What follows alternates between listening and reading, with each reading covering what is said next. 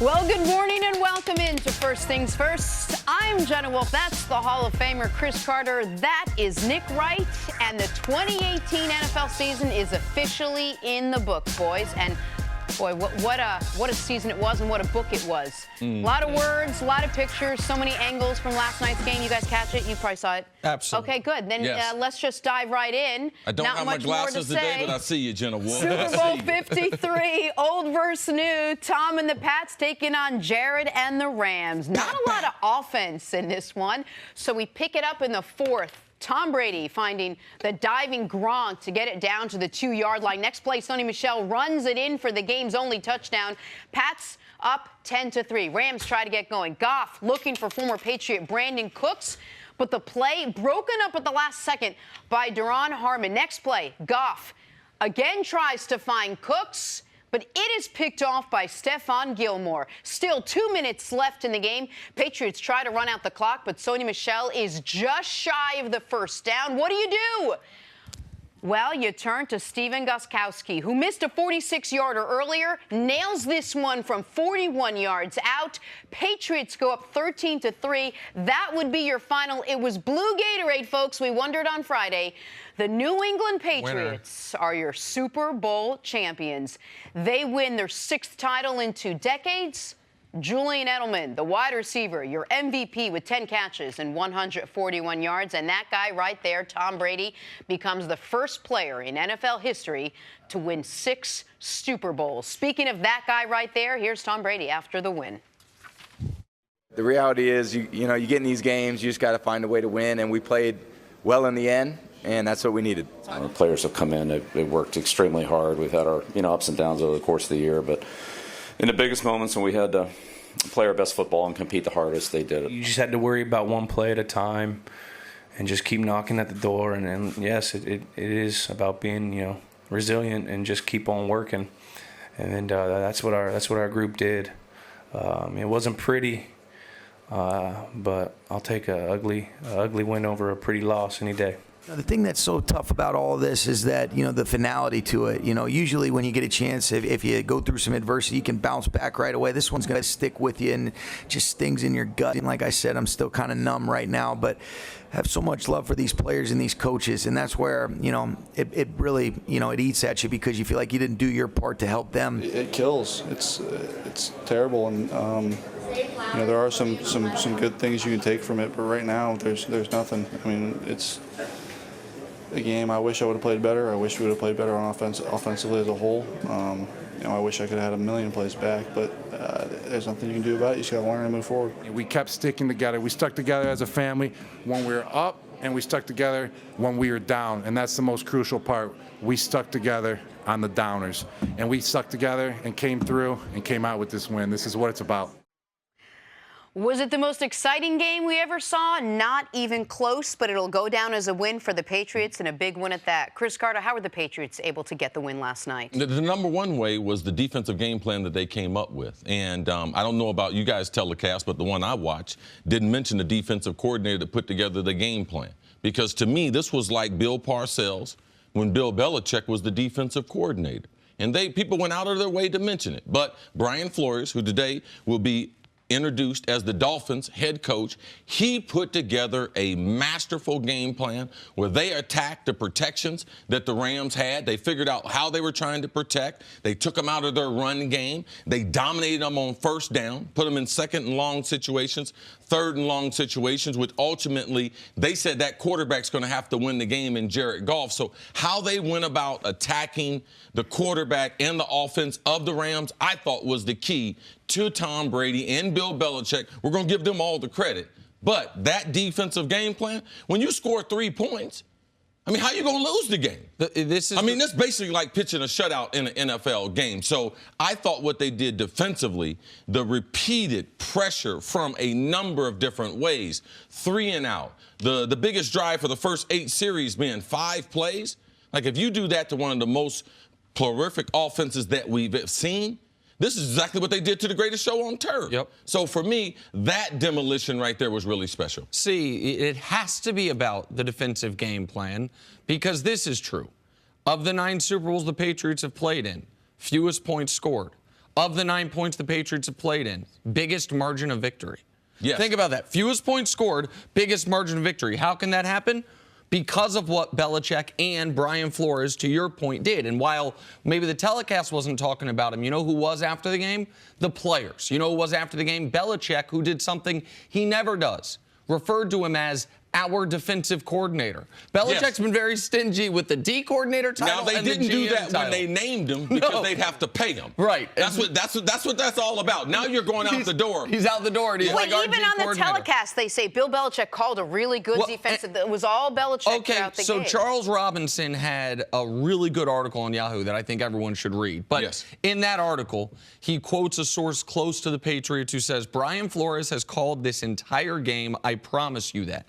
Additionally, in that article, Devin McCourty talks about the pick, the biggest play of the game, the interception when it looked like the Rams were driving down to score. Devin McCourty said, Flores talked about it all week, that we're going to play zone. We're going to throw them off by playing zone, not man. And then in the biggest spot, we're going to run a cover zero blitz in man-to-man, and that's when we're going to get them.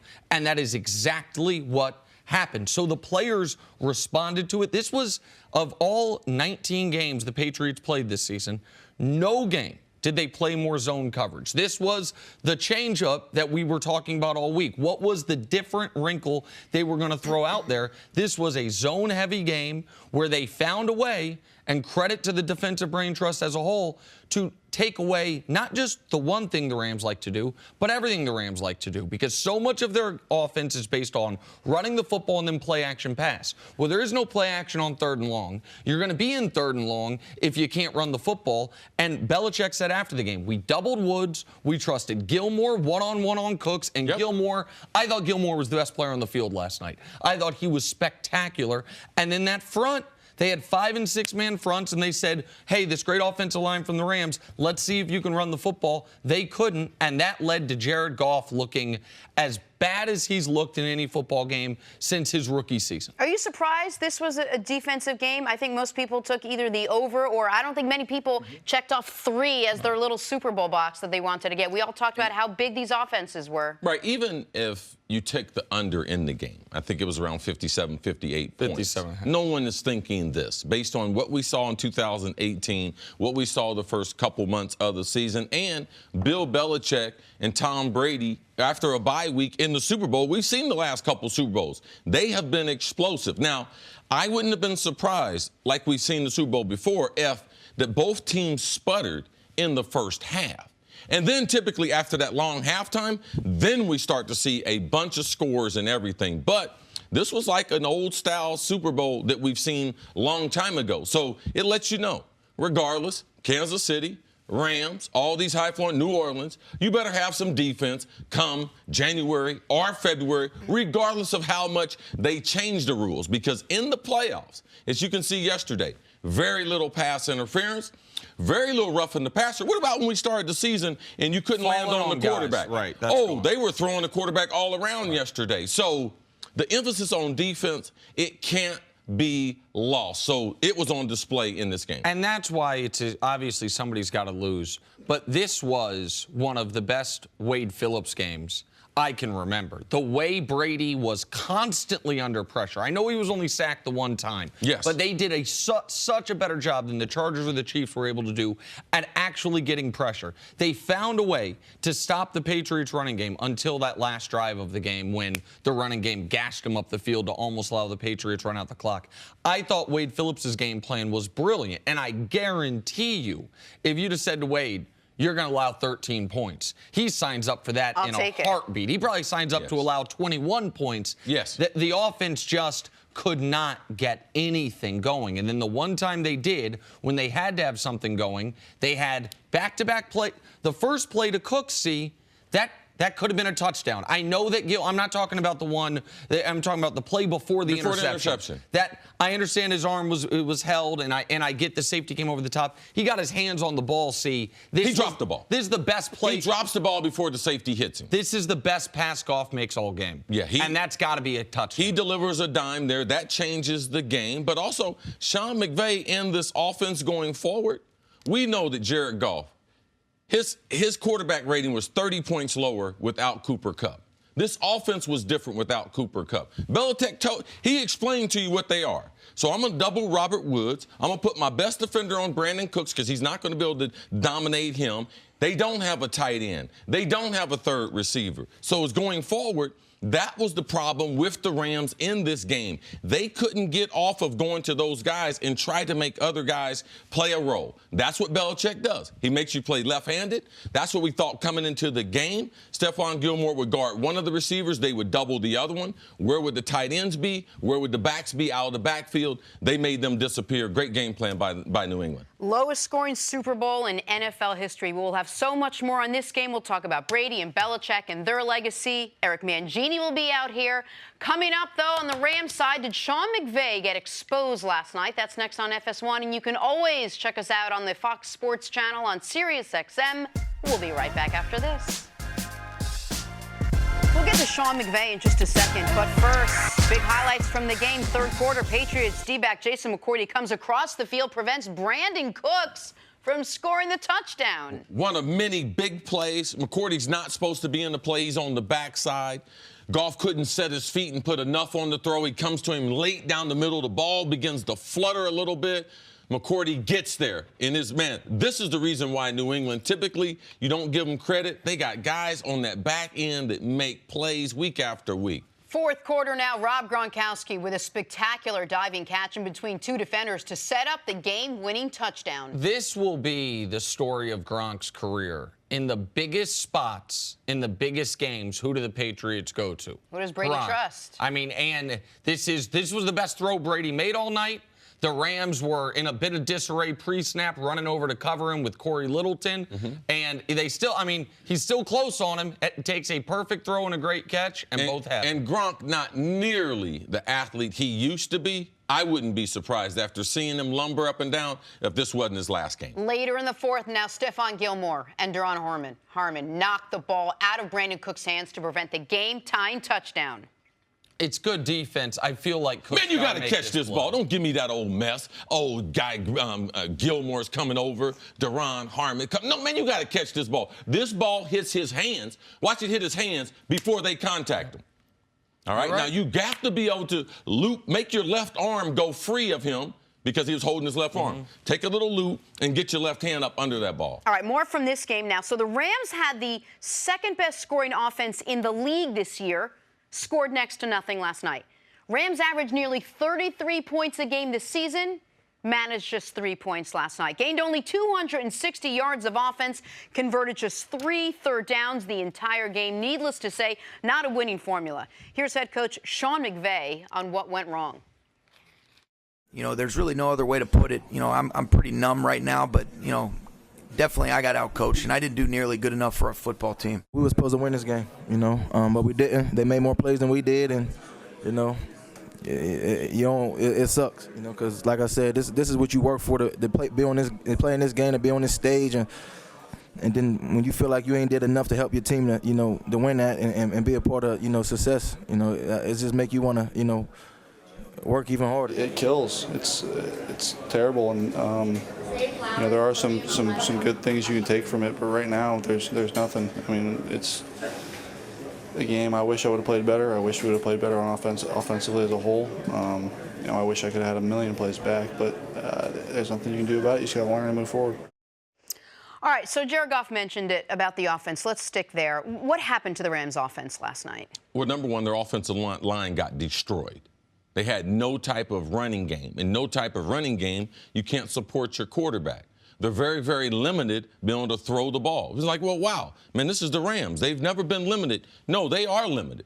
If you take away their outside, they don't have a tight end threat, and they don't have a constant back out of the backfield threat. So when you break down their passing attack, it's really based off of their ability to be able to run the ball and play action, which allows their wide receivers, who do have some speed, and Robert Woods and Brandon Cooks, to get deeper down the field, and then they run these combination routes. This offense has been a different offense the last 2 months since they missed Cooper Kupp. I said before that the quarterback, Jared Goff, his quarterback rating is down 30 points with Cooper Kupp out of the lineup. So they didn't.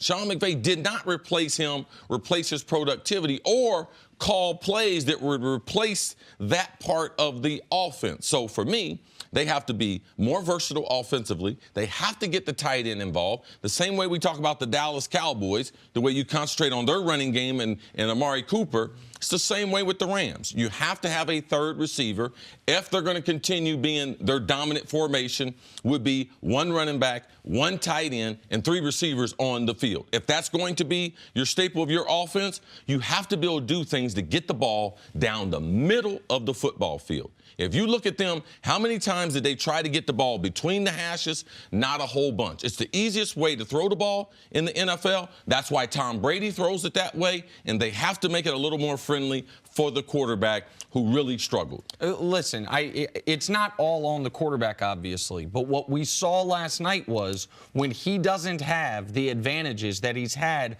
the majority of the last 2 years, when the offensive line's unable to protect him and he's under duress, when the running game is non-existent, and when all of a sudden his mad genius young head coach is not scheming guys wide open, and it's about Jared Goff going out and making a few plays himself, he really struggled.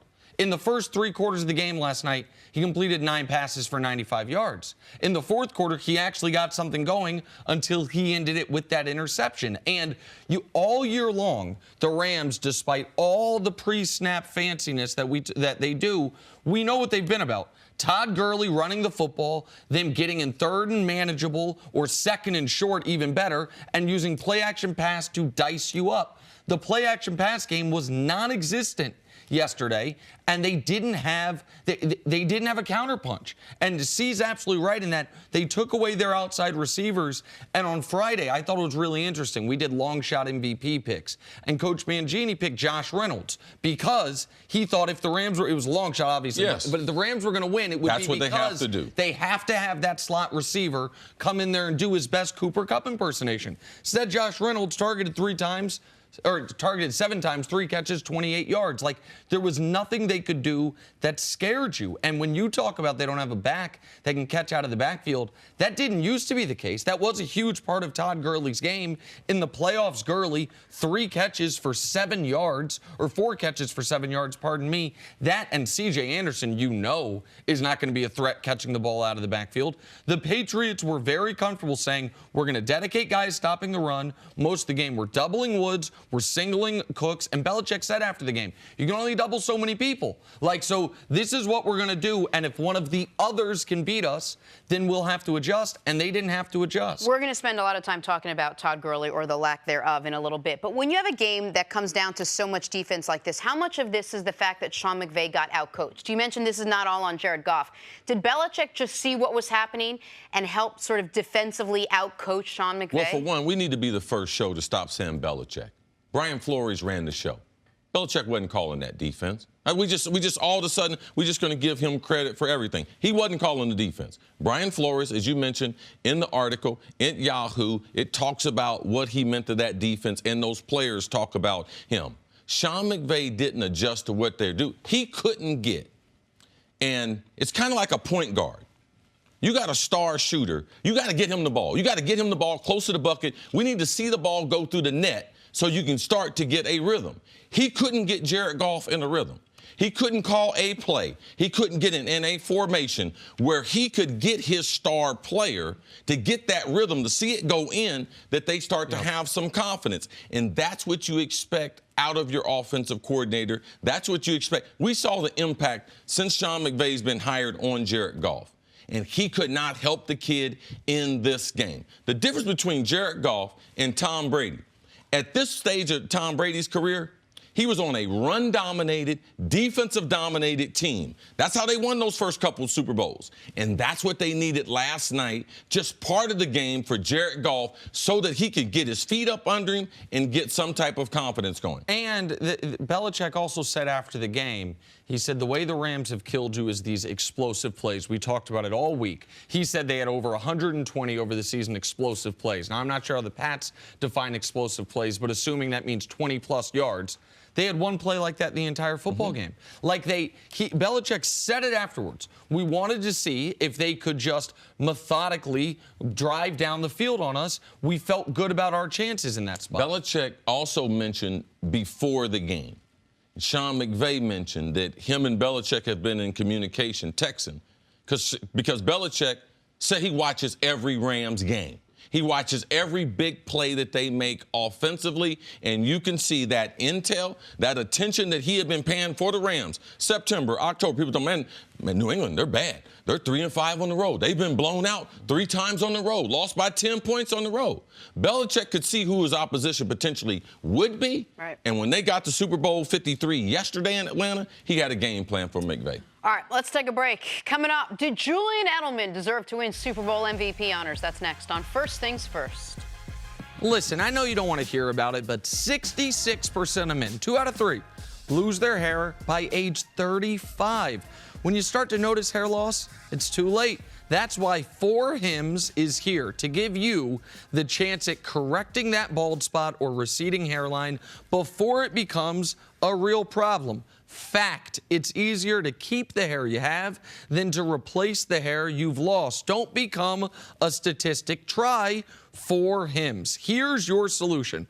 4hims.com, a one-stop shop for hair loss, skincare, and wellness for men. Thanks to science, baldness can be optional. Gotta love science. Hims connects you with real doctors and medical-grade solutions to treat hair loss. You'll get well-known generic equivalents to name-brand prescriptions to help you keep your hair. There's no waiting room, no awkward in-person doctor visits. You'll save hours by going to 4hims.com. Answer a few quick questions, and the doctor will review and prescribe you the products you need. All products are conveniently shipped directly to your door. It's really that simple. Order now.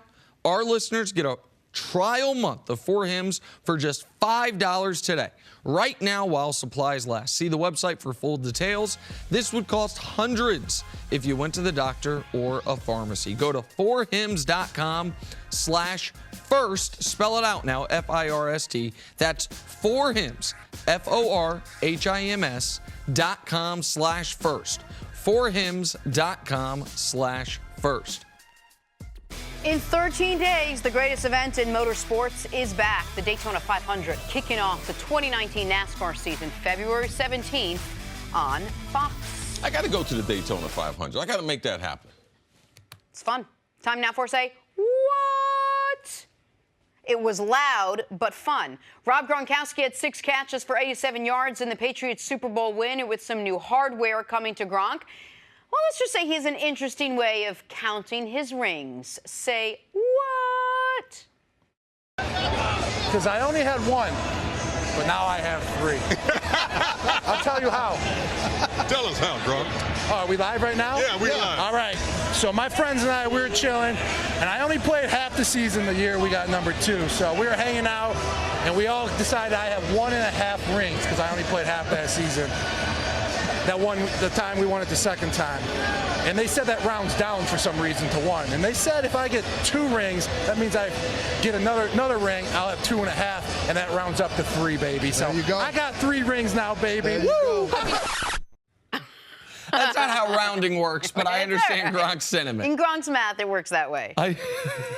I think some drinking was involved in the math. Sounds like his brothers might have something to do with that. Absolutely, but good for Gronk, man. Good for Gronk. I know we're going to talk about him. If that was his swan If that song, was his swan song, huge play. Gonna be missed. Time for some stories now to start your morning, sponsored by Gillette Clear Gel. So the 2019 Hall of Fame class was announced Saturday. Some of the headliners include Tony Gonzalez, Ed Reed, Tide Law, and Champ Bailey. See, what do you make of this year's class? Oh, great class. Those guys getting in the first ballot, that couldn't be denied. Then they allowed other players to get in. Very, very happy for Ty Law. We don't give New England players enough credit. This should open the door for some of those New England players to potentially getting into the Hall. The Hall and the committee did a tremendous job of clearing space in certain positions. I like where we're going with the Hall. And Kevin Mawai, the other modern era guy to get in. All 5 of those guys super deserving. To me, there were 6 borderline no-doubters this year, and you can only get 5 in. And it just must be the curse of being a receiver, see, that you're going to have to wait. Isaac Bruce, similar to you, retired. Yeah. Second all-time in yards when he retired, right. And he's still waiting. And so he'll get in at some point, but nobody They got another receiver. They got Edelman going in after the MVP. Well, more on that in a bit. Oh, okay, I'm sorry. All right, back to the game now. Todd Gurley wasn't much of a factor in this one, much like he wasn't in the NFC title game. That after all the talk about how Gurley was going to be a huge factor. Gurley had just 10 carries for 35 yards last night. See, what was wrong with Gurley yesterday? Oh, I don't know what's wrong with him. And I do respect what he said after the game. But leading up to the game, the reporters that watched practice, they said that you could see he had a limp in practice. Now, he did practice, and he did take most of the workload in practice. But I'm just going to put it like this. You don't give a guy $65 million and only let him touch the ball in the biggest game of his life that many times. So based on who I'm paying, there's something wrong with either how I'm paying people and who's getting the football. Because Todd Gurley, that's not the Todd Gurley that I know. He has to be hurt. It's the only plausible explanation. And people will say, they'll look at this and say, this is why you don't pay running backs. No. Yesterday's game was an example of how valuable Todd Gurley is. Because when he wasn't able to beat Todd Gurley, that offense ground to a screeching halt. I would not be surprised if this week we find out, oh, he's having a scope or a minor procedure on his knee. You're getting smarter. You've been hanging around me. Big game for Gronk last night. He had the catch to set up the Patriots' only touchdown. He was asked about retirement after the game and said he needed to take a week or two to think about it and decide.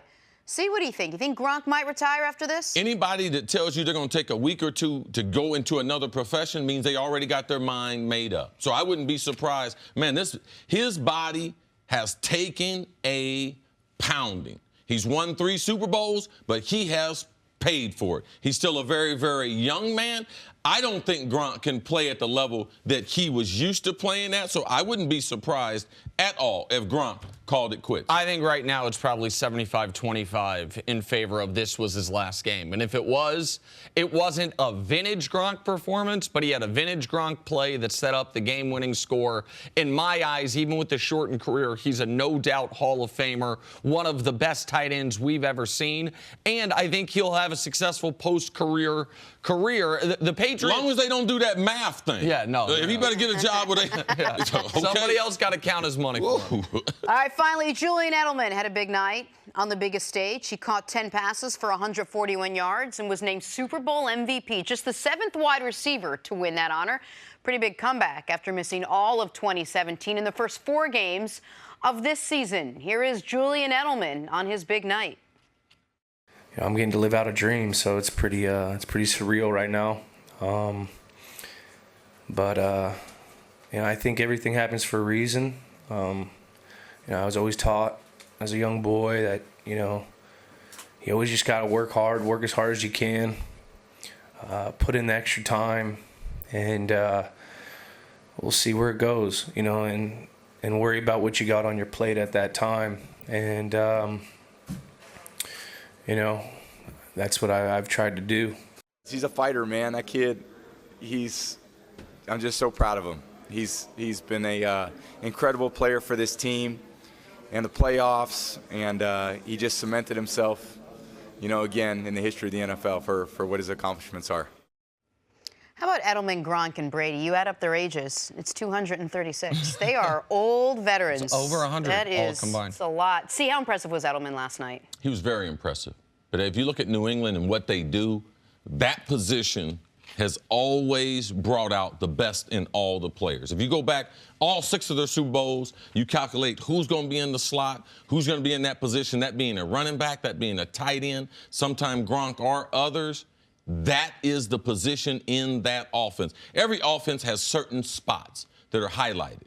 In New England, it's that slot position. And Edelman, I would say, I'm not even going to say he's the best slot receiver they have, but where Tom Brady is at in his game, it allows that slot receiver to be better than any of the other slot receivers, and they throw the ball more now in New England than earlier in his career. So when you talk about Troy Brown, you talk about Deion Branch, you talk about Wes Welker, All these guys have been phenomenal for New England playing that slot position. But now, where Tom is and the advancement in the offense as far as Josh, because they have really built this offense to be where it is right now, where they have more flexibility, and Edelman has taken advantage of that. His short area quickness, his overall toughness, him being a quarterback in college allows him and Tom Brady to be on the same page. His ability to get releases off the line of scrimmage, because he's not blessed with height nor speed, but he uses his brain and his foot quickness to be able to get in and out of his breaks. Great with his hands. Those are the reasons why he's successful, and that offense, the way it's created, helps that. And would you agree with, while that position's been highlighted throughout Brady's entire career there, that position is more important now than maybe any other point in Brady's career, because Brady is more limited at this point, throwing outside the numbers, more limited with the deep ball than before, and that's one of the reasons. I don't think Brady's more limited throwing outside. It's just they don't have the receiver. Okay. So with Josh Gordon being gone, they didn't trust throwing the ball outside. Matter of fact, the interception, who were they throwing that ball to? They were throwing it on that one. Hogan, yeah. Yeah, absolutely. Right. So you lose your trust. Josh Gordon's gone from the team. Since then, they changed the team. It became a Sony Michel team and a slot receiver Edelman team. That's the way the team evolved. That's how they were able to win the Super Bowl. So I want to give Edelman full credit before I pump the brakes a bit on this, okay? First of all, he was spectacular. Well, on a few things. He was spectacular in the biggest spots in the AFC Championship game. In that overtime, 2 of those 3rd and 10s went to him. He was unguardable last night. And if they had decided that, hey, the MVP has to be an offensive player, which I guess they did, because when you hold the other team to 3 points, you could have made an argument the MVP should have been a defensive player. Make an argument. It was either Edelman or Stephon Gilmore. Yes, I thought Gilmore had he forced a fumble that could have flipped the game. It just bounced out of bounds. Yep. He obviously had the interception that did not end the game, but it ended the Rams' best scoring chance. But because they have so much confidence in him, that's how you develop that game plan. Yep. Because, okay, I believe in Stephon Gilmore. He's going to negate Cooks. So I'm able to double Woods. They ain't got no tight end. They ain't got another back. So what it allows everyone, it allows the defensive line to play with confidence. It allows the linebackers to play with confidence because of that one guy. So I thought Gilmore was spectacular, but of the offensive players, you couldn't give it to Brady. No. Sony Michel had maybe a small case for it. Edelman made the most sense, and he made play after play. So I'll give him credit. And I'm not even going to hold against him that in baseball he wouldn't have been eligible to play in the postseason because he was suspended. He missed last year with an injury. He was suspended for PEDs to start this season. And by the way, it's the 2nd straight Patriots MVP that started the year suspended. Super Bowl MVP. A couple of years ago, Tom Brady suspended for different reasons. This year, Edelman. But some influential football people, your pal Adam Schefter, some other people are starting to talk about, is Julian Edelman a Hall of Famer? That can't start. I just mentioned Isaac Bruce got 15,000 yards and is waiting and waiting. Right. You retired with, I know it's not about you, but I'm gonna bring it up. No, it's definitely not about me. But you retired with 130 touchdowns. You waited. We've got receivers that wait. Julian Edelman has made the most of his career, and he is a big game player. But let's do one of these blind reveals I love so much that I haven't done in quite some time. These 2 careers, to me, they are remarkably similar. Good Lord. Edelman's got a few more catches. The guy on the right has more yards. Edelman, and this is playoffs and regular season combined. Edelman's got 35 touchdowns. Guy on the right has 43. Edelman's got 3 rings. Guy on the right has 2. They both are Super Bowl MVPs. Show me the guy on the right. Santonio. Deion Branch. Oh, Deion Branch. Okay. Deion Branch. Anybody getting that bust ready? Anybody arguing Deion Branch is a Hall of Famer? It's the same career. I'm sorry to interrupt. We can't do this. We can't all of a sudden be such prisoners of the moment that I know it's going to be weird when the only offensive player to be with Brady for a long time to make the Hall of Fame is Gronk. Like, Randy's obviously in there, but he's only there briefly. I know that's odd, and it's a testament to Brady's greatness. But Julian Edelman is not a Hall of Fame finalist caliber guy, much less being floated as he's working his way into Canton. Wait, just quickly, is it a prisoner of the moment or a prisoner of the playoffs? Because when he does it, you did say he does it on the biggest stage and it's most memorable, and maybe that kind of influences. It doesn't matter, though. When you have 600 catches, that's not going to get you to the party. Right. What about Hines Ward? Remember how long John Stallworth and Lynn Swann, I think they waited over 30 years, and they were pretty good at the biggest stages, and they had the same number of catches. 30 years ago. And Hines Ward doubles up Edelman's numbers, also has a couple championships, also has a Super Bowl MVP. And with respect to Hines, I don't know that he's going to get in. And so it's just, to me, we can't do that. Congrats, Julian Edelman. Sure. And nobody believed in you. You printed the T-shirts, and I paid for them, and you were right. So congrats to them, but the Canton stuff got to stop. We didn't even start talking about the beard yet, but we'll do that a little later. Back to the legacy now on steroids. of Brady and Belichick. Yes, it is. Brady and Belichick, the two beat the Rams in the Super Bowl to start the dynasty 17 years ago. Last night, the two won their 6th Super Bowl together. The first player and coach to win that many Super Bowls, respectively. Some say Bill couldn't do it without Brady. Some say Brady couldn't do it without Bill. Regardless, the two together have been unstoppable. Cece, how do you put this in perspective? How remarkable is this run by these two gentlemen? It's hard to put it in perspective because I don't think that you can equate every year you're losing 60% of your players in free agency. That's what we deal with. 60% of every roster is changing every single year. And Belichick teaches a type of football that all 1,800 players in the NFL, they can't play for him. There's only a select group of guys that can play. The way he coaches, the way he runs his business, the way he attacks it, they know that there's only a small group. They get the group. They're not worried about the rest of the group. They get the guys that are going to be sponges to the way they teach and the way that they're going to operate. And how he's been able to do that through the NFL changing, through the rules changing. He's changed his overall philosophy, but his continuity. Offensive line coach, Dante Scarnecchia there, 17 of the 19 years. Josh McDaniel, the only coach to leave the family, come back, go away, the prodigal son, and Bill lets him back in. Everyone else, he's not letting them back into the room. There's a reason why he does that. But that overall continuity, running back coach has been there, I think, 16 of the 19 years there. So what they've done is phenomenal.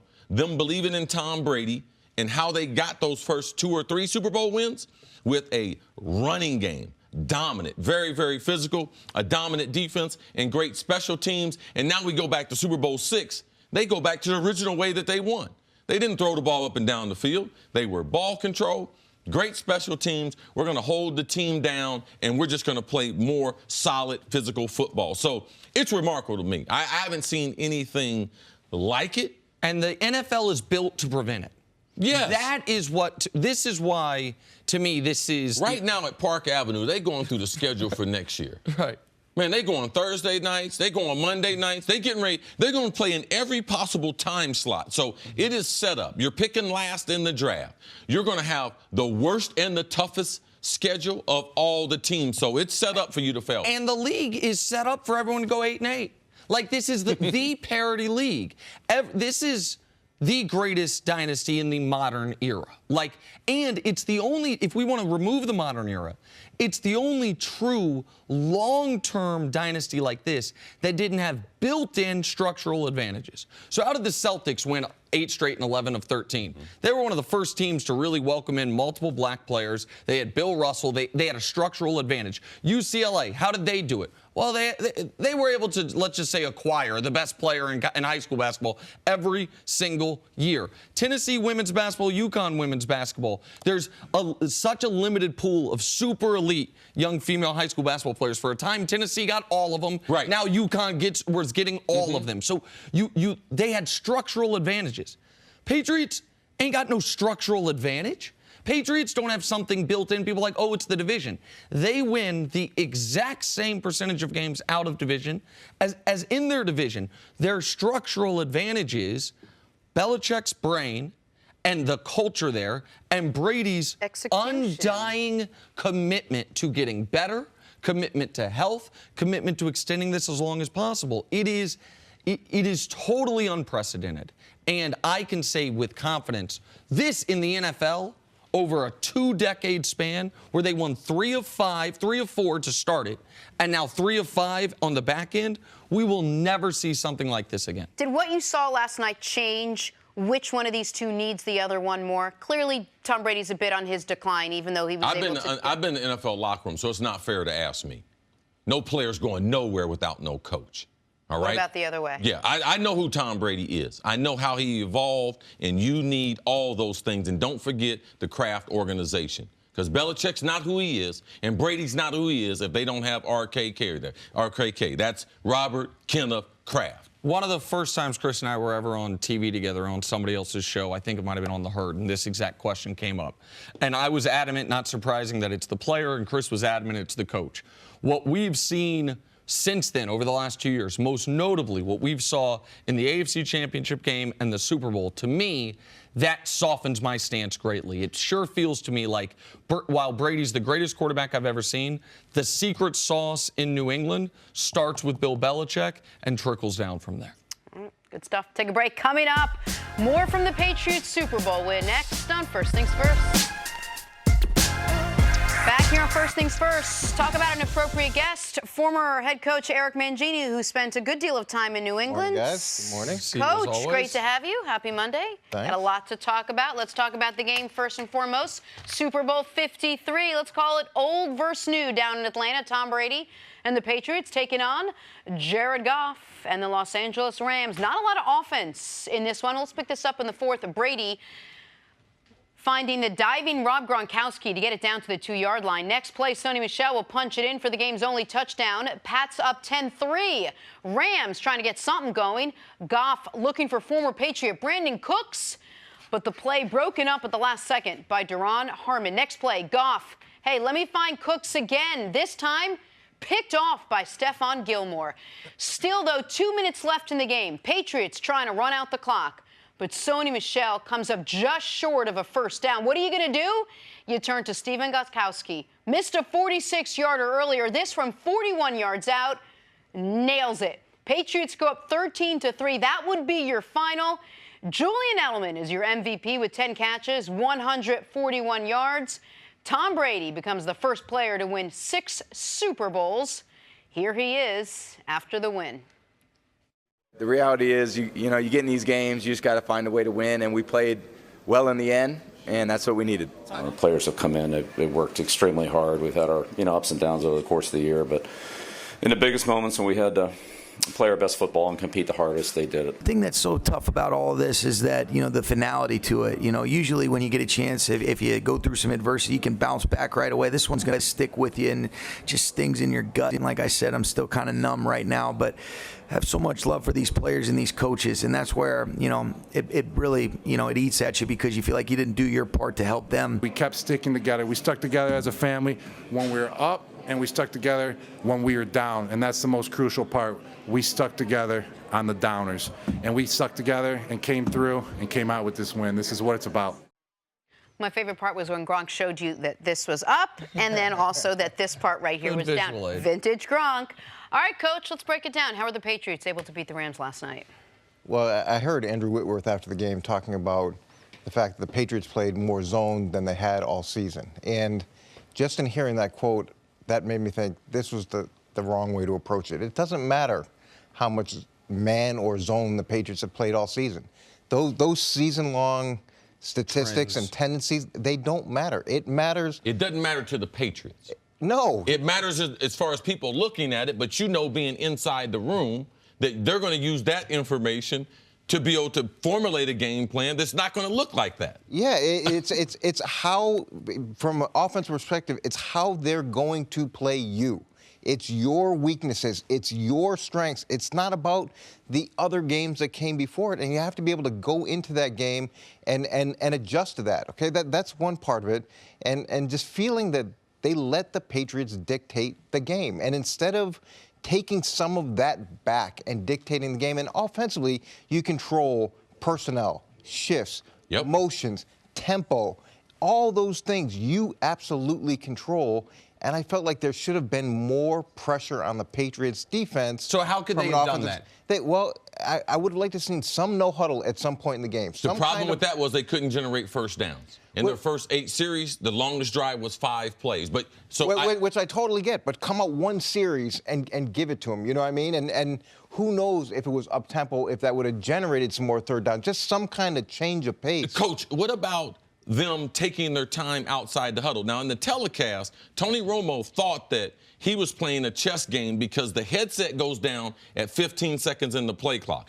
I didn't think that was the reason why they were delaying. I just thought they weren't comfortable with what they were doing. What about a speedier pace out of the huddle? Yes, 100%. And you could go ahead and play that chess game. Go up to the line of scrimmage with 15 seconds left and see whether or not you can assess what New England's in. Right, but they were just breaking the huddle. Yeah, so that didn't give them the type of advantage. Okay. So you go up to the line of scrimmage, you have no idea what you're looking at. You have very little time from an offensive line standpoint to communicate what the front is. From a quarterback standpoint, to assess what the potential coverage is. And then I thought New England did a good job of, they weren't going to let Todd Gurley win the game. They were not going to let CJ and Todd win the game, so they got in a bear front, which means they covered the center and the two guards. They had two guys at the end of the line of scrimmage. They built a wall to take away the zone runs, and they said Jared Goff is going to have to beat us. That's who's going to have to win this game. And then the Rams condensed everybody in tight, which is perfect. Bring all your little guys into my big guys and see what happens. And they go and they beat up the wide receivers. And so you give them this one front, which typically when you're in that front, it's man coverage. And then you play man. Yes. And then you come back and you play zone. Yes. And then you rush three. And then you play quarters. And so it all looks the same out of that one front. And the whole game is being dictated to St. Louis. And Los Angeles. I got you. Yeah, it was just the same result when they were I'm back in 2002. No, that was my shut them down then, Coach, and then they shut them down when they're the Rams now. And listen, I don't know if it was the first Rams play of the game, but one of their first two pass plays was a Jared Goff rollout to his right.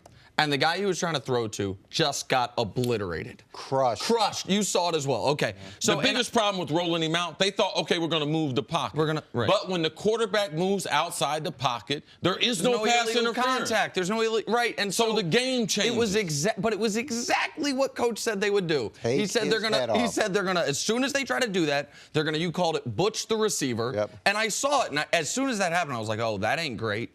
And the Rams. The reason this game was competitive, obviously, was because the Rams defense, Wade Phillips and those guys, I thought played brilliantly. I thought the Rams defense was almost as great as the Patriots defense was.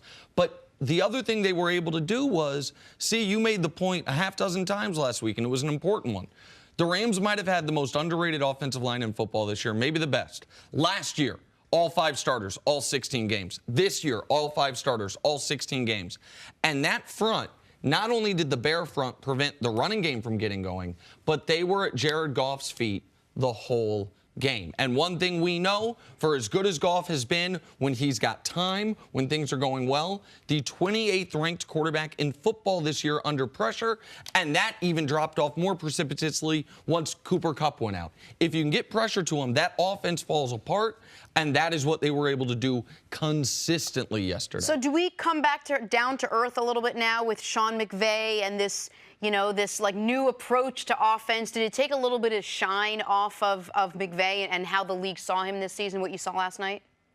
Look, he has done a great job managing a bunch of personalities that are very difficult to manage throughout the course of the season, and to take something away from someone who is able to do that and get to the Super Bowl and have the success that he's had, I don't think that's fair to do that. And he's going against someone who's got 43 years of coach. He's got 10 more years in the NFL than Sean McVay's been alive. So from an experience perspective, it's pretty unfair that way. Now, what we're going to have to see from McVay is when free agency, when guys have to leave and you've got to put new pieces in place. And how he handles that. Yeah, that to me is the measure of someone's coaching ability. I'm like Coach Mangini. It's not fair to just base it on the X's and O's, because a coach is doing hundreds of other things to put his team in position, organizational-wise, personality-wise, hiring the right coaches, creating the right environment, because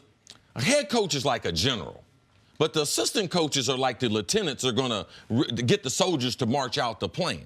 But Sean McVay has shown us that he can put together an organizational plan. Forget about a game. He's changed that organization. Look at the coaches that he's selected. Look at the type of football that he's taught. So that can't be taken away just because of one game. This is beyond calling plays. We believe Sean McVay is special, and that shouldn't be taken away losing to the greatest coach ever. And I know we're going to get more into McVay later, but speaking of coaches, I want to talk about what we started the show talking about, or who we started the show talking about, in Brian Flores. Because Brian Flores, after the game, Belichick called him the defensive coordinator, which he hadn't been doing. But now, Brian, as you mentioned, now that he's going to go be in Miami, there's no salary tied to what your title is, so maybe be a little more free with it. Charles Robinson had a great article quoting a Patriot source saying, Flores called the entire game, I promise you that. You had Devin McCourty after the game talking about, and this is something I'm sure you're familiar with, Flores telling the guys, we're going to play a bunch of zone. It's going to confuse them. Yep. And then in the biggest spot of the game, we're going to go cover zero. Yep. And they're not going to be ready. And by the way, they had a pick on a cover zero. We're going to force them to throw hot, right. and we're going to be ready to capitalize. We're going to be ready for it. And so this was, to me, a really brilliant game plan that also trusted, and this is a point you make all the time, see, trusted the Patriots athletes. Trusted that Kyle Van Noy said after the game, right. We don't have stars, we have elite football players. So the game plan sounds great, but it doesn't work if Gilmore can't hold up one-on-one on Cooks. Game plan sounds great. It doesn't work if your guys aren't smart enough or adaptable enough to transition to your most zone-heavy game all year long, right? Like it was a perfect combination of guys knowing exactly what their responsibilities were, being able to execute those responsibilities, and a really savvy defensive game plan. Yeah, and I've talked about this a lot. This doesn't happen the 2 weeks before the Super Bowl.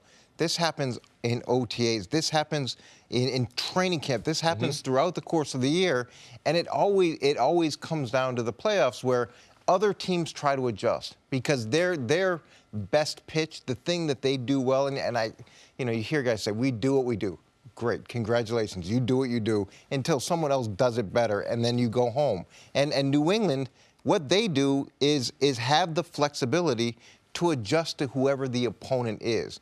But it's built over time, and that to me is the difference between one-offs and consistency and what they've built. All right, Coach, stick around. Take a break. Coming up, why wasn't Todd Gurley a factor last night again? That's next on First Things First.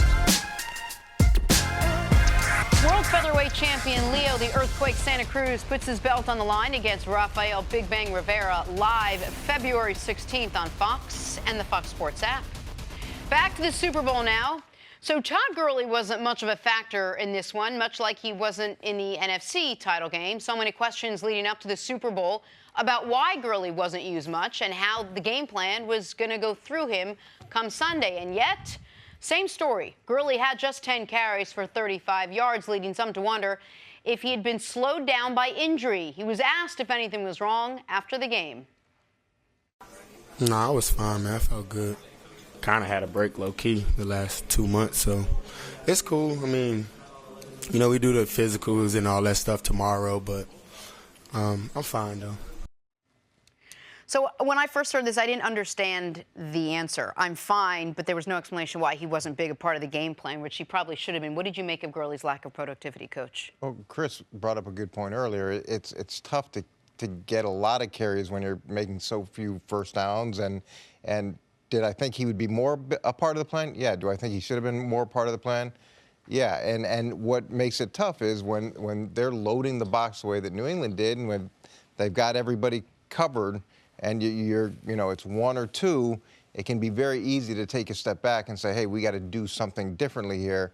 I felt they should have stayed with that longer or potentially get smaller and then run off of smaller personnel. So force New England to react to your personnel group, get smaller, and then run so that the box wouldn't be as congested. Or, look, if they're going to do that, then we didn't really see very many shots down the field.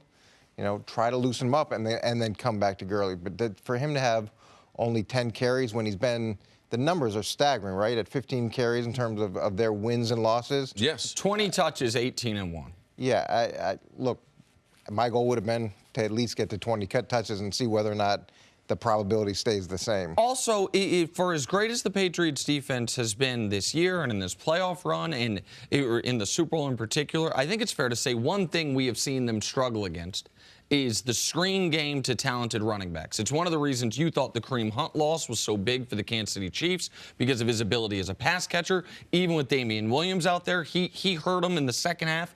Todd Gurley has been, even though the last couple months of the year was not quite as prolific, one of the best pass-catching running backs in football.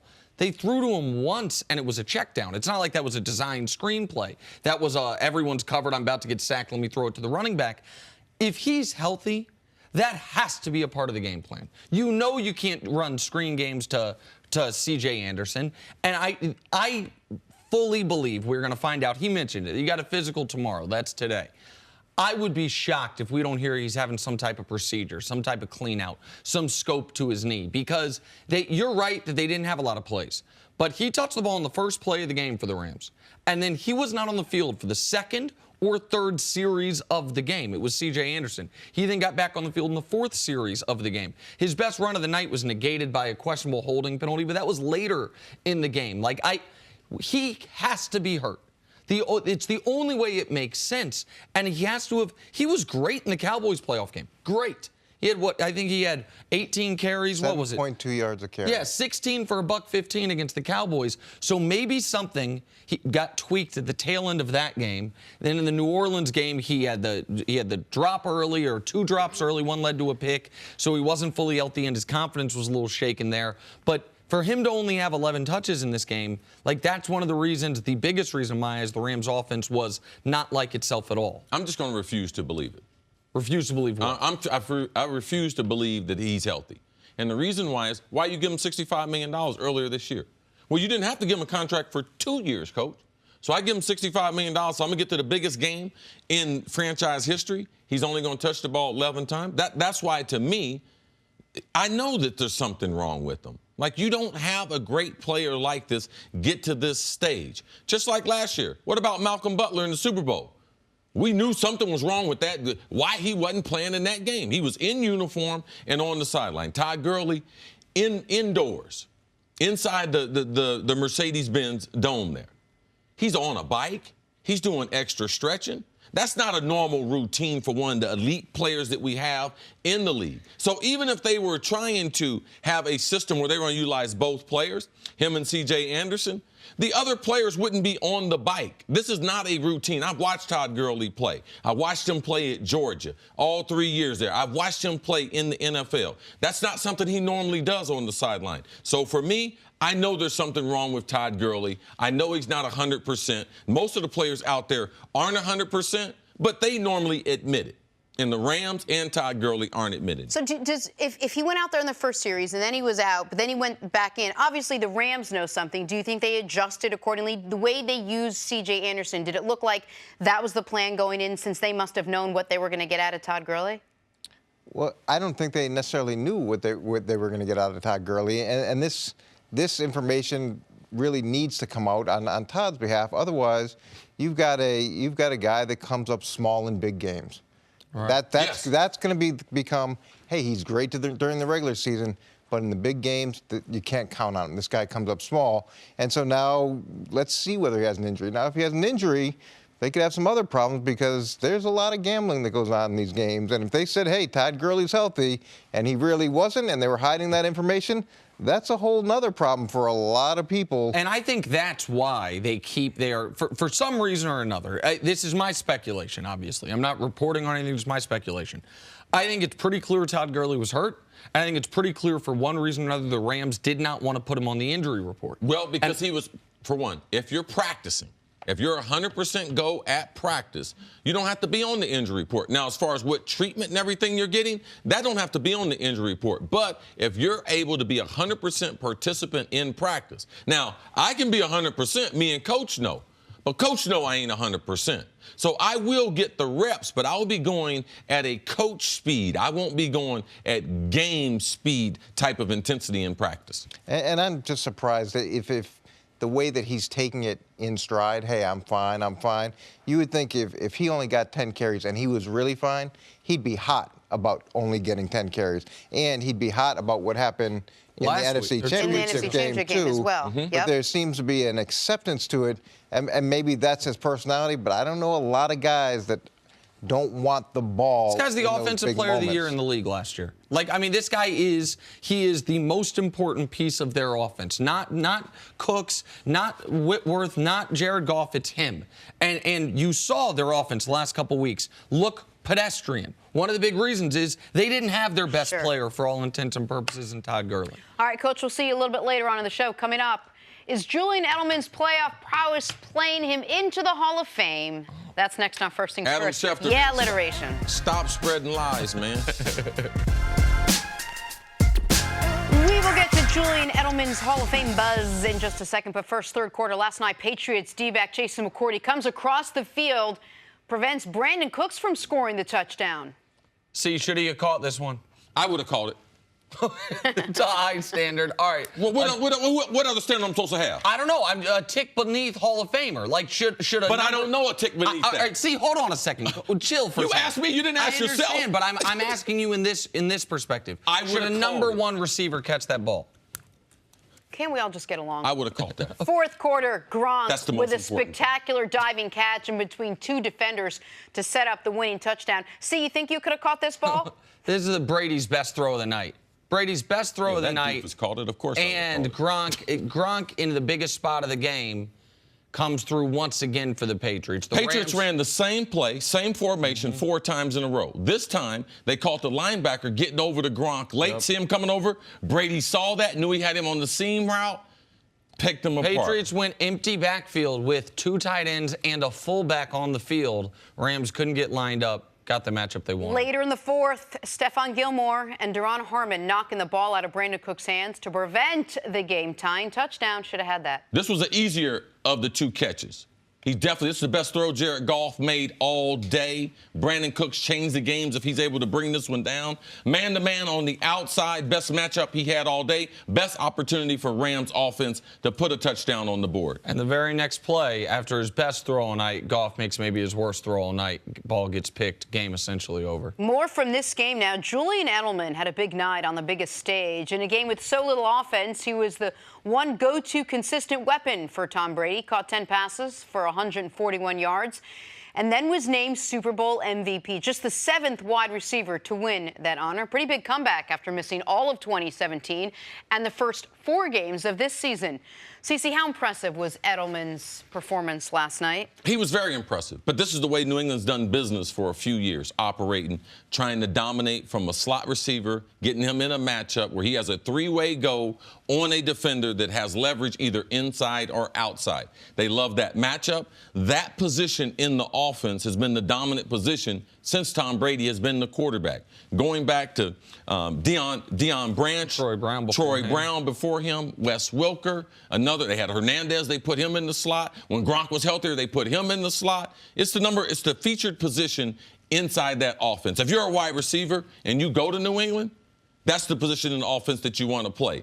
Absent of Josh Gordon, when he got suspended, they changed this team. It became a Sony Michel. We're going to run the ball, and we're going to throw the Edelman in the slot on these choice routes. So this is what they have to do to be able to win football games. He's the most effective, efficient player on their offense outside of Sony Michel, and him and Tom Brady, the chemistry they have, it played out yesterday that you could see that. Edelman was brilliant. And if an offensive player had to win MVP, he was deserving. There was no other Patriot offensive player that you really could make a case for. Maybe Sony Michel, but you could have made a case for Stephon Gilmore. Had 3 pass breakups, a forced fumble, the interception that almost iced the game on the defensive side of the ball. But if you're going offense, Julian Edelman was the right pick. And you saw in that highlight, Aqib Talib's matched up on him, breaks him down. Marcus Peters matched up on him, breaks him down.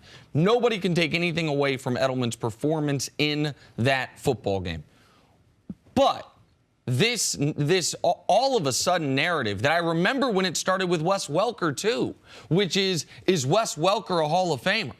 Julian Edelman has had a wonderful career given his circumstances, given where he was drafted, given the fact that he played quarterback in college, given that he was not in the top 200 players picked in his draft, all those things. And he has some wonderful big game moments.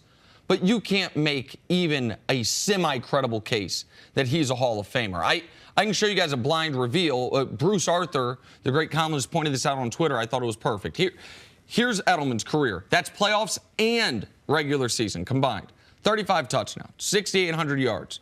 The guy on the right's got more yards, more touchdowns, slightly fewer catches, 3 Super Bowls to 2. They both won Super Bowl MVP.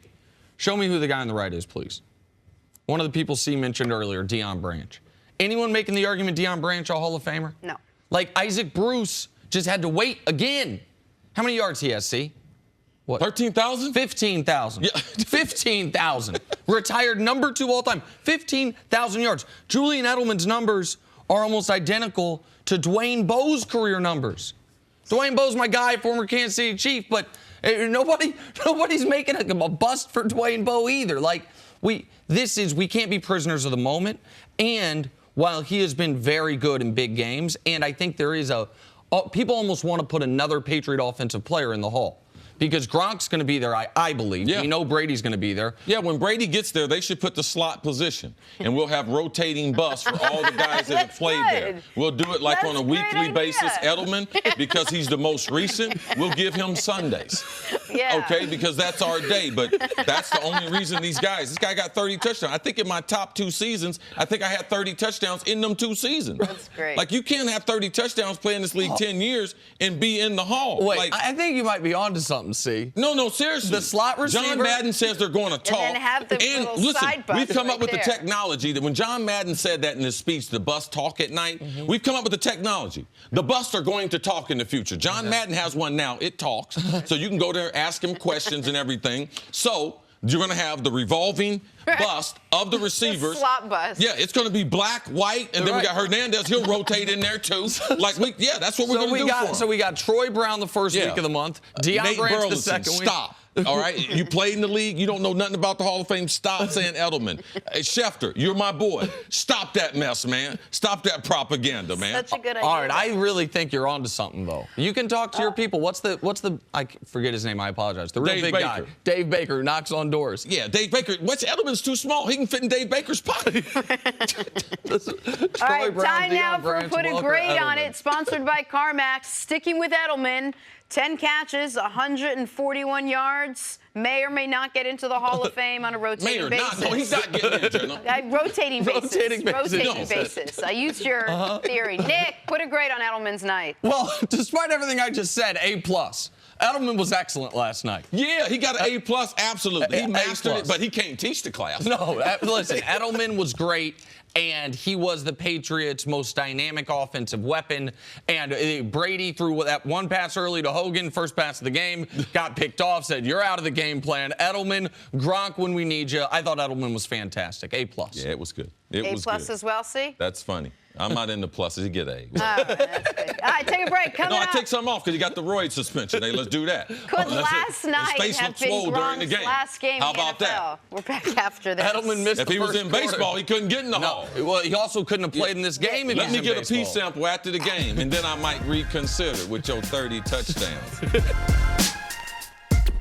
Back here, first things first, we're going viral. Besides the food and the football, the commercials, pretty much the best part of the Super Bowl, with the NFL celebrating 100 years by showcasing 44 of the game's former and current stars all in one room, causing a little bit of havoc. This was fun to watch. Watch closely, because at some point you're going to see Todd Gurley's best run of the night.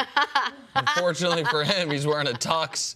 He's breaking some tables. This is a well-done commercial. A lot of Easter eggs in there as far as, like, you see the undefeated Dolphins wearing their dolphin green tuxedo jackets. A lot of they cool have an stuff. enshrinement into their own Hall of Fame, and that's the color jackets that you get, Ring of Honor. Right, absolutely. The only undefeated team ever. They got there's Ed Reed coming across the middle right after making a Hall of Fame on his first try.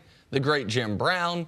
Baker with a line. Saquon makes an appearance at the very end. No. This is our guy Terry. This is a really well done spot. I thought it was the best commercial of the night. This commercial and the commercial with the little kids with the different video game controllers for the kids with disabilities. That was a touching commercial. This was really fun. It was a great spot. I was slightly disappointed with the commercials last night. This one I very much This one was great. Yeah. 2 minutes. It was like a little movie.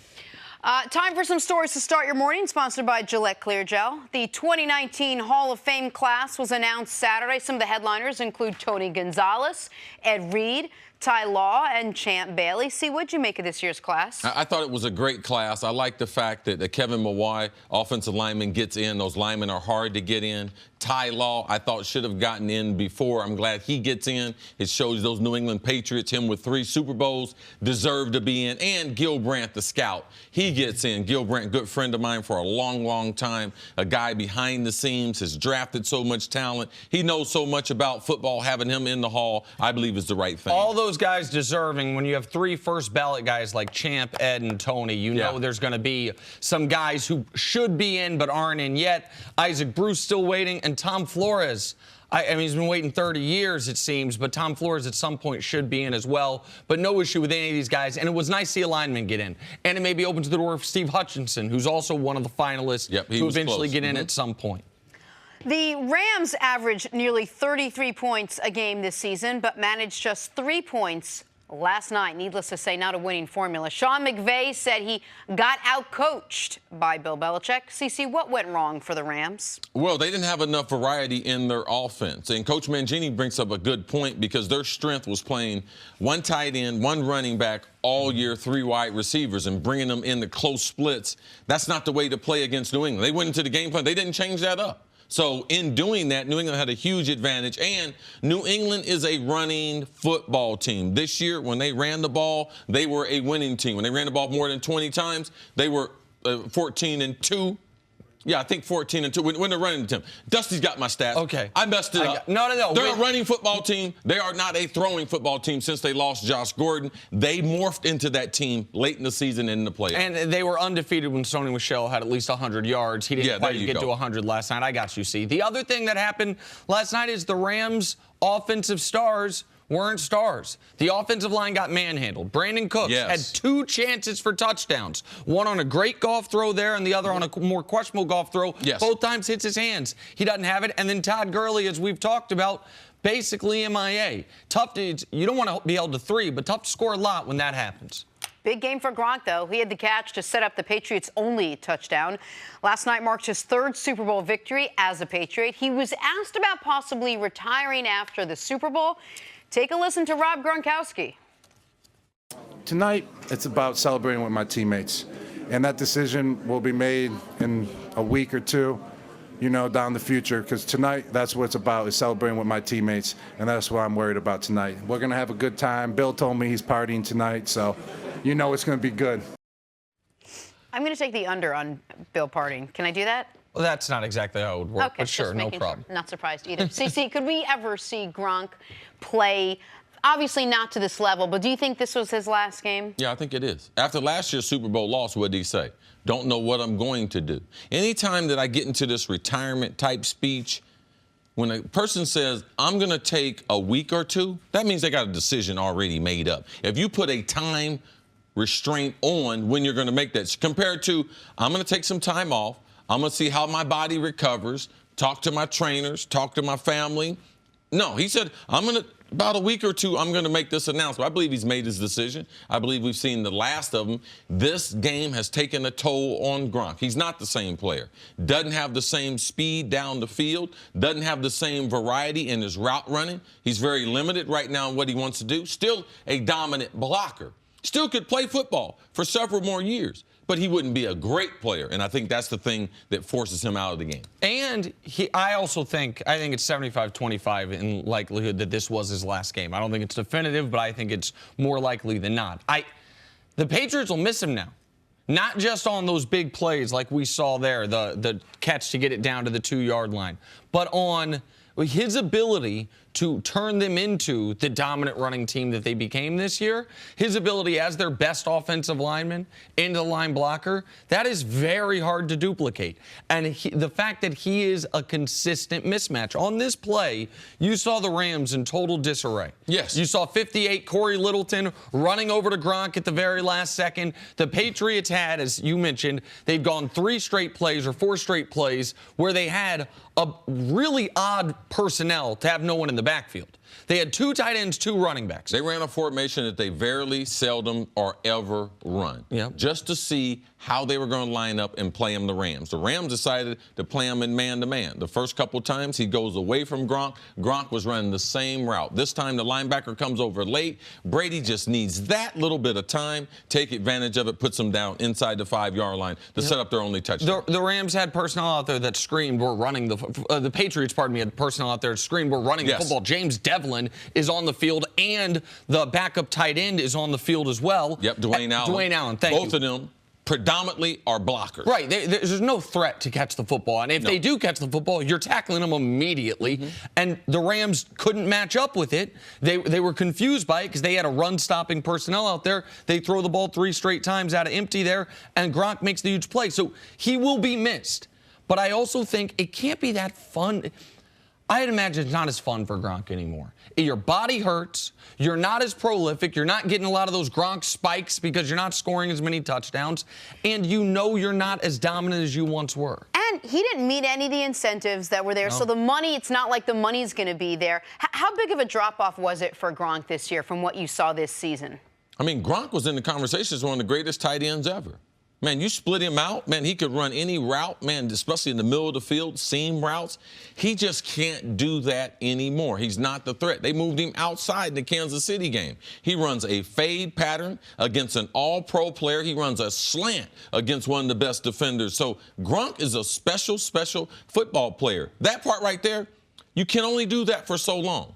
His prime, based on the physical style, it just was not as long as the other tight ends. He has suffered from being the biggest guy on the field. And his style, he's going to take a lot of big hits. You can even see in the ball they dropped off to him to the flat, the linebacker. When he hits the ground, man, I thought potentially he's going to either hurt his shoulder or potentially have some type of concussion when he hits the side of his head on the turf. But that's the style for which he's played. Man, and he's played it at a high level. And Gronk last year, 1,000 yards, 8 touchdowns, and it wasn't even one of his best years. This year, he had the numbers that he had put up 2 years ago, and 2 years ago only played half the season. Like, he's just, he's not the dominant pass catcher he was. To me, he's a Hall of Famer, and if he does retire, they're going to struggle to replace him. All right, sticking with the Patriots, they pulled out the underdog card this season. Sure, they were just 3-5 on the road. Sure, they lost back-to-back games in December. And sure, Tom Brady's 124 years old. But come on, underdogs? The Patriots will tell you yes, and they tell you they use the doubters as motivation all postseason. Here is their coach, Bill Belichick, on those haters. It's sweet. It's sweet, Jim. Everybody counted us out from the beginning of the season to midseason, but we're still here. Nick, how unlikely was the Patriots winning the Super Bowl given how much they struggled throughout the regular season? I think this is clearly the most unlikely championship they have since the first one. Like, I think that the first one was shocking. You lose your quarterback early in the year. You have this no-name kid, 6th-round pick takeover. The offense is not prolific throughout. You're a 2-touchdown underdog, a legitimate underdog in the Super Bowl, and you win. Every other Super Bowl they've won or they've played in, they've been positioned as the favorite, and they've been the better and more talented team. What happened this year was, they had 5 losses for the first time in a decade. They also, I think you can argue, played 3 consecutive playoff games where they weren't the more talented team. They didn't have more talent than the Rams. I don't think they have more talent than the Chiefs. Chargers game's close, but they out-executed you. Brady made big plays in big spots, particularly at the end of that Chiefs game. And their defensive game plan, drawn up by Brian Flores and Bill Belichick, was spectacular. So, like, they were doubted with good reason. The Bears, the Rams, the Saints, the Chiefs, the Chargers finished the year with better records than them. When there's 32 teams in the league, 5 of them had a better regular season than the Patriots and did. you're in New England. You're not the Jets. You're not the Dolphins. Right. You're not some other team. You're the team that already had been to 8 Super Bowls before this. So to think that people give up on them, Nick, this is what I understood, and I understood it my best this weekend. I stayed at New England's hotel because I was staying with the NFL. So I stayed at New England's hotel. I talked to some players. I talked to some coaches. And more importantly, I talked to the die-hard New England fans. And you know something? They doubted it too. Yes. They had doubts about this team too. Now, what happened was the team that showed up yesterday is not the same team that was on the field in September. It's not the same team that was on the field in October, and it wasn't the same team that was on the field in December when they were in Miami. No. They evolved as a football team better than anyone else this year. So let me tell you, if the team that they had, New England, showed up from September yesterday, they would have got whooped. If the team that showed up from October would have showed up yesterday, they would have gotten beaten. New England got better, and their weaknesses, they didn't allow them to be as exposed as they were earlier in the season. They didn't have to go on the road again because they went to Kansas City and got that big win. So this is a huge win for them. But let's just be honest. They weren't playing New England-type football in those 3 losses on the road by double digit. That speaks to it. And they played 3 playoff games. 2 of them, they had the extra week to prepare. And they have a brilliant head coach, a D coordinator that's about to be a head coach on his own, a brilliant quarterback, and a brilliant offensive coordinator. The one game they didn't have the extra week, the Kansas City game, that game they damn near lost. That game goes to overtime. Like this is why I'm a little irritated with some of the local New England media and the New England fans that are now acting like, oh, we believed all along. No, you didn't. That's not what they were telling me all weekend. And it's not what they were saying on the local radio in New England. It's not what the fans were tweeting. They had all the same doubts we did. Okay? One of the reasons the Patriots we talked about how it was kind of a fraudulent, nobody believed in us. But maybe it was legit for the Patriot players who live amongst Patriot fans, listening to EEI and the Sports Hub in Boston. Those guys doubted them all year. That Miami game, it was the ceiling has fallen on us. Like, we're not going to get home field. You never lose games like this. You heard it from Bill Belichick, who he said it never permeates. It never seeps down to the coach. The coach will never say it. You heard him say it in the postgame to all Jenna, the doubters. can I tell you something? They get on that TV and lie every day. And that's a lie. Bill Belichick knew that they could not win without it. They changed after Josh Gordon got suspended. So the team, if you thought you could win, you would have stayed exactly like you are.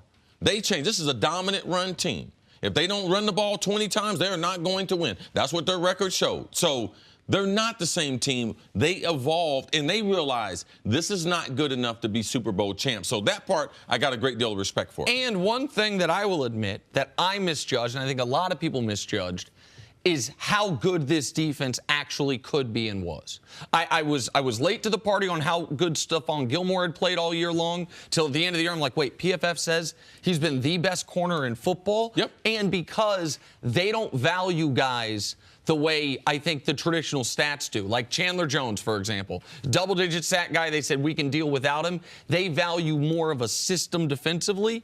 That I looked at their defense and said, that, how many elite playmakers do they have? They have a defense, a great D coordinator is now going to be gone, Belichick, and defensive players that know exactly what they want to do. I didn't think they had it in them defensively. Told the Chiefs to 30 yards in the first half. Told the Rams to 3 points in the entire Super Bowl. So that one I underrated. But the team as a whole was about properly rated. And what they did was, as in vintage Patriot fashion, played the absolute best football they've played all year. And something that helped them a lot, they were incredibly healthy at the end of the year. They had one guy on the injury report leading up to the Super Bowl. That's an enormous windfall for them. Belichick has won 19 straight games against a quarterback under the age of 25. All right, so they get another win against another young quarterback with a bye week. So this was a great year that didn't start off great. New England finished it, and their team evolved better than anyone else in the NFL. That's why they're Super Bowl champions. Memo to teams, go out and get old quarterbacks if you're going to play the Patriots in the Super Bowl. Coming up, did Sean McVay get exposed last night? That's next on First Things First. Back here with Coach Mangini. The Rams had the second-best scoring offense in the league this year. Scored next to nothing, though, last night. Gained only 260 yards of offense. Converted just third downs the entire game. Here's Coach Sean McVay on what went wrong.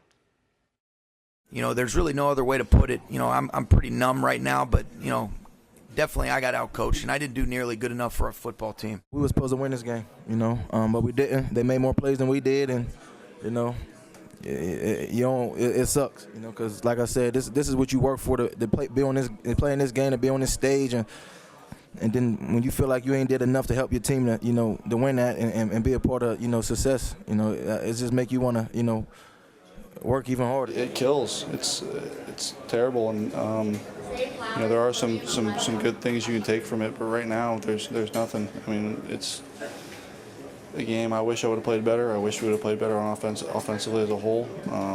I wish I could have had a million plays back, but there's nothing you can do about it. You just got to learn and move forward. All right, Coach, where was the Rams offense last night?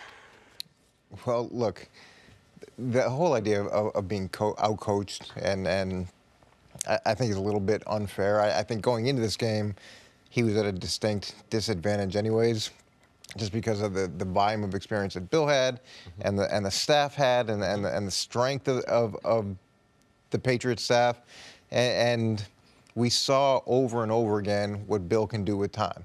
And we saw over and over again what Bill can do against young quarterbacks and young head coaches. And the frustrating thing from my perspective in terms of the Rams' approach is not trying to dictate more of the game. And I think that's really where things went awry. Yeah, I know you pointed out that you heard Andrew Whitworth say they were playing a lot more zone than we expected. And that's obviously something that is brought up to him in the meeting room. I would imagine it's not him diagnosing it on his own like that is. And you think that was a bit of a coaching mistake by the Rams to even put in their heads like this is what the Patriots typically do, because there is no typically do in the Super Bowl. They are going to adjust to try to make you unable to do what you typically want to do. Yeah, it's like when we used to play Mike Shanahan.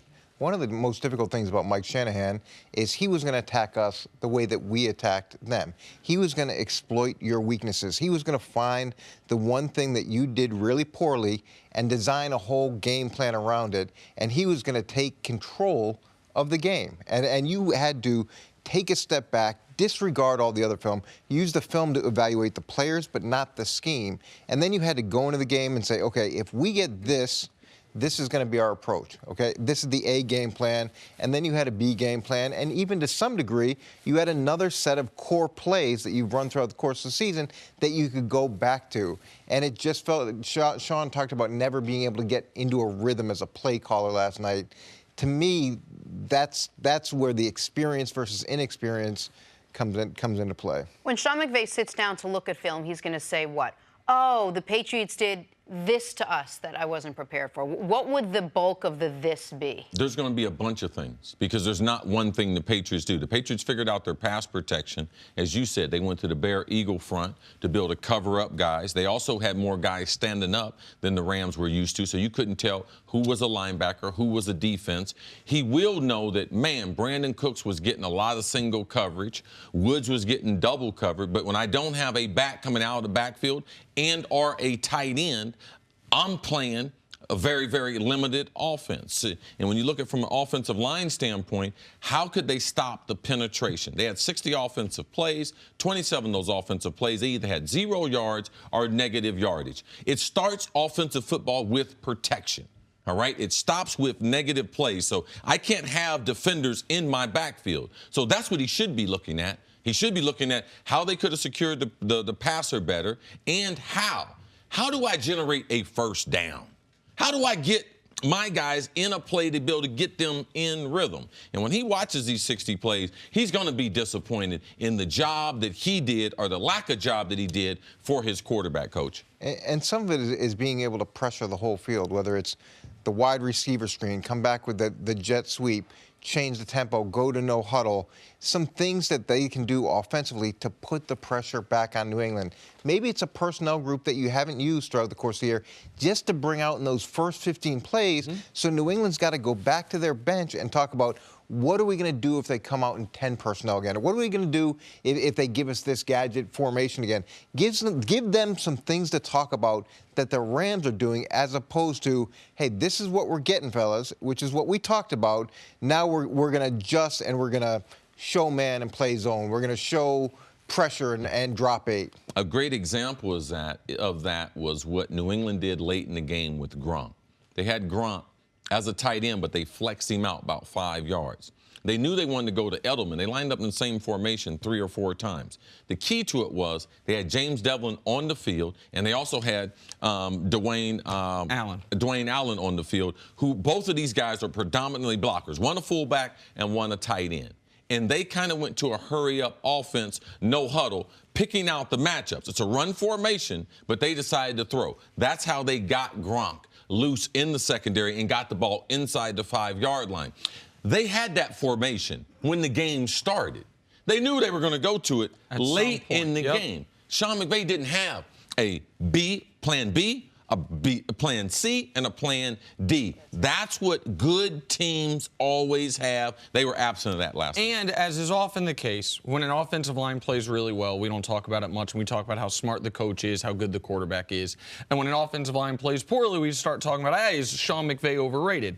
What this game, both quarterbacks in this game struggled mightily when they were pressured. The difference is Goff was pressured about twice as often as Brady. Neither quarterback was dealing well with rushers in their face, not that anybody typically does. And this is the next step of Jared Goff's progression. As the #1 overall pick, a guy that's been a Pro Bowl level player the last couple of years, how does he get himself from the bottom of the league when pressured? Because that's where he was this season. The reason that didn't hurt them so much was because he was not pressured much at all this year. This game in particular, he was under constant duress. So, but when you look at these two groups, these two defensive groups, the Rams had 7 #1 draft picks on their defense, the most in the history of the NFL to start on one side of the ball, where New England, maybe 1 or 2. Right. It's not even close. So you would expect the Rams to be able to generate a lot more pass rush with their front than But that's vice just, versa. I'm sorry, Jenna, but that is a testament to your guy, Dante Scarnecchia. It's a testament to the ability of the Patriots' offensive line that doesn't have a single first-rounder, neither offensive line did, by the way, to find a way to, for the most part, keep Tom Brady upright. He was sacked once this entire postseason. Yes. It was on a forced fumble that the Patriots fortunately recovered. And it was a testament to what the Patriots' defense and Brian Flores were doing with their different defensive stunts. How many times did you see a defensive lineman loop around, and when he came around, he was unblocked? Right. That's what you have to do when you don't have the talent. You have to have a scheme, and that scheme was dominant. L.A. Chargers, first divisional round, they were dominant against them. They were dominant against the Chiefs, and again in the Super Bowl. And I love the first play of the game for New England. They wham block Ndamukong Suh. And look, I thought Devlin was going to have to come out for concussion protocol because Suh hit him so hard. But it just sent a message. There's going to be people hitting you, and not necessarily in the way that you think it's going to happen. And so it's those types of things that try to create some imbalance on the other side. All right, got to take a break. Coach, stick around. Coming up, how do Brady and Belichick keep winning? That's next on First Things First. World featherweight champion Leo the Earthquake Santa Cruz puts his belt on the line against Rafael Big Bang Rivera, live February 16th on Fox and the Fox Sports app. How can a dude be a featherweight called Earthquake? How can that be? Now, if you name Earthquake, you're supposed to be 350. Back here with Coach Mangini, and we're going viral. The Patriots took down the Rams 13-3 yesterday to win the franchise's 6th Super Bowl. There was only one way to celebrate after the big game, by dancing with a comically large boombox. Look at it. I bet that was in 17 years ago, right, when they first won it's still in my neighborhood, man. People, Where do you get one of those? People, I don't know, and maybe not quite that large. It also looks like a You walk around some of the streets in New York City, folks walk around with their boom boxes playing music for the city, for the surrounding areas.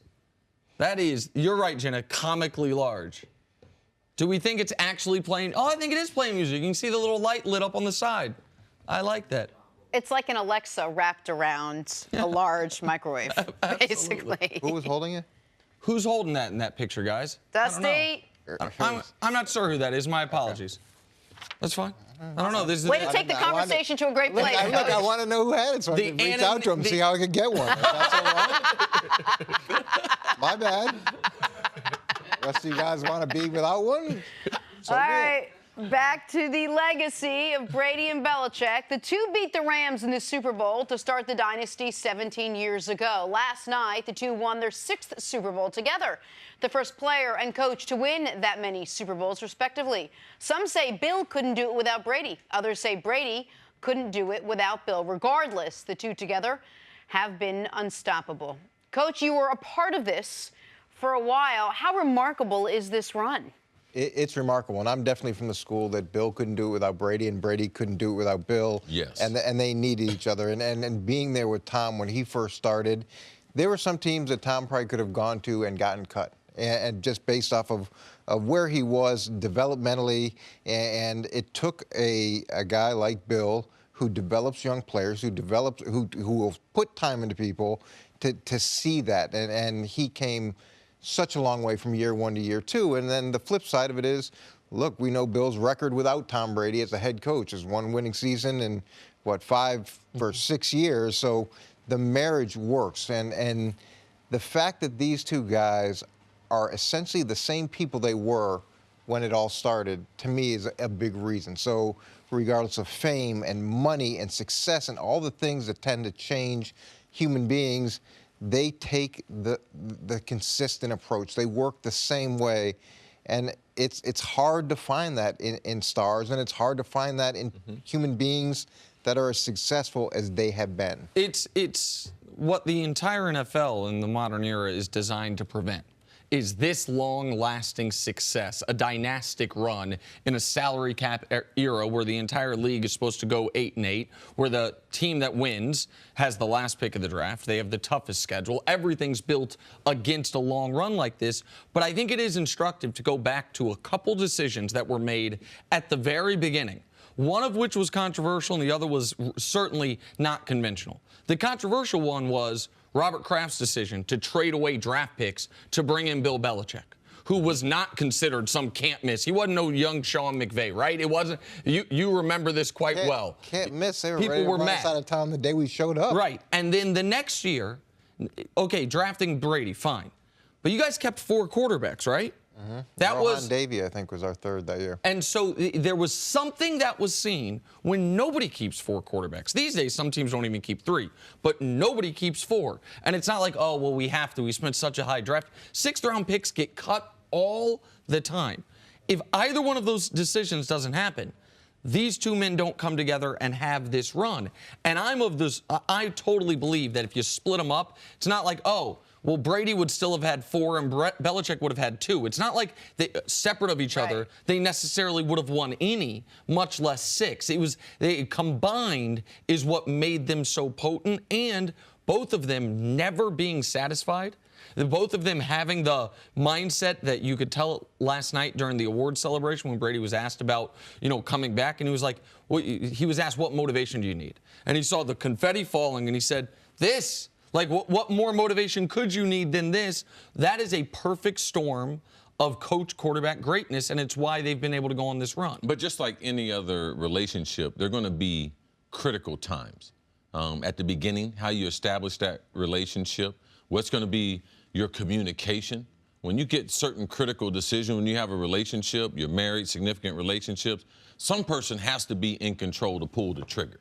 Like, you got certain things in, and one of your spouses will be like, I don't know what. Somebody's got to be in control. They've always had that with Bill. They've always had to stabilize and force with Kraft and building that stadium, that they would have the resources to be able to put the type of team that Bill wanted to have on the field. But ultimately, when you've been married, if you've been married a long time, it's a critical time. That's when your kids are either going to college or your kids are out of college, and you're an empty nester. Do you really like each other enough to continue on with that relationship? And a lot of relationships are splintered right at that point. And that's the Jimmy Garoppolo point. Kids are away from college. We're empty nesters. Will we survive? And they were able to come up with a system. We're going to ship Jimmy G away. And Tom played at such a high level that it made it okay to be able to do that. Kraft supported both Tom and Bill in what they wanted to do, and they were able to get through that critical stage that they could get to Super Bowl number 9 and get win number 6 last night. So you have critical stages. How the relationship is established becomes important. When you get that critical stage, your kids are going to move away. Are you still going to be in love with each other enough to continue that relationship? That's the success of the Patriots. That's part of the Patriot way. And I'm not going to remove any of them because I know Mr. Kraft is just as important as Belichick is, as Tom is. You make such a good point earlier that Belichick has changed his approach to the game, the way he coaches the game, and Tom Brady has clearly changed the way he treats his body, his approach to the game. But yet the two gentlemen have remained so true to who they were at the very beginning, which I think has allowed the relationship to flourish and succeed. Yeah, and look, what they do is hard. Like, being there is hard, but nothing ever worthwhile is easy. And if it wasn't hard, everybody would have the success that they have. But the ability to stay consistent with that approach, Tom's ability to consistently take coaching, even though he's achieved at such a high level, that's incredibly hard to do. We see it all the time where guys become stars and suddenly they want to run the team. And it's hard when you know more information than everyone in the room to come in with an open mind. To come in with an open mind, and not only that, to help nurture young players, to walk up to the new guy in the room and say, "Hi, how are you? I'm Tom Brady." To have that humbleness, to me, that's another component of it. And there's also the philosophy of they don't collect talent, they build teams. And that's different than a lot of places. It's fantasy football at some places. Yeah, but let's not do this, okay? Because, Coach, you know this, and you've coached there. There's some talented football players there. No, okay. And I'm not trying to take away from that, Chris, but I'm just saying it's not just I'll go get this guy and this guy and this guy. There's not people there with no talent. There ain't someone there on scholarship because I know their uncle or something. No, but I think that Kyle Van Noy put it just right after the game. We don't have stars. We have elite football players, right? Which is what you're talking about. And look, I don't want to take away from you can't win without a lot of great players. But everybody understands what their role is, and everybody's willing to play their role. The system becomes more important than what your talent is. Every other team typically is based on how talented we are on paper, fantasy football, compared to, I'm going to get good. There's no team with bad players in the NFL. Right. There's just some that are coached up better, some have a better vision, some have a better supporting cast, but there's good players in every NFL city. And go ahead. Well, there's also a ruthless efficiency to the approach there, in the sense that we talked about the loving relationship and the way the relationship between Tom and Bill has been. But they've moved on from a lot of iconic Hall of Fame, New England Hall of Fame players, where they've traded guys like Vrabel or Seymour, or allowed them to finish up. Or allowed Vince Wilfork, allowing him to go to the Texans to finish. They love him. But you're done playing football here, though. And every other of the great all-time dynasties had either an institutional or infrastructure advantage. The Celtics with Bill Russell in the 60s, they were one of the first players to bring on multiple black athletes. It was only an 8-team league like that, and you had maybe the greatest winner ever in Russell. The Woodens, UCLA Bruins. Yes. They had a way of acquiring. Whoever was the best high school player, Lou Alcindor in New York City. He goes all the way to Westwood. Angeles. I mean, they somehow found a way to always get the best guys. Yeah, they had a checkbook. The Tennessee women's college basketball team and the UConn women's basketball team. There was how many true competitors did they have? Right, they were always getting the top 3 recruits each and every year. Like and Jordan's Bulls in the 90s. What you had was either maybe the greatest player of all time, greatest coach of all time, in a sport where one person can make all the world of impact. And they did it over a relatively, they won 6 titles, but in 8 years. These guys won 6 titles in 18. In a sport where one person can have the least impact, it will never be duplicated, ever. Thank you for listening to the First Things First podcast. Remember, leave us a review and tell us what you think. Subscribe to the podcast on Apple Podcasts and catch us on FS1 Monday through Friday, 6:30 a.m. Eastern. For Cris Carter and Nick Wright, I'm Jenna Wolfe. So long, everybody.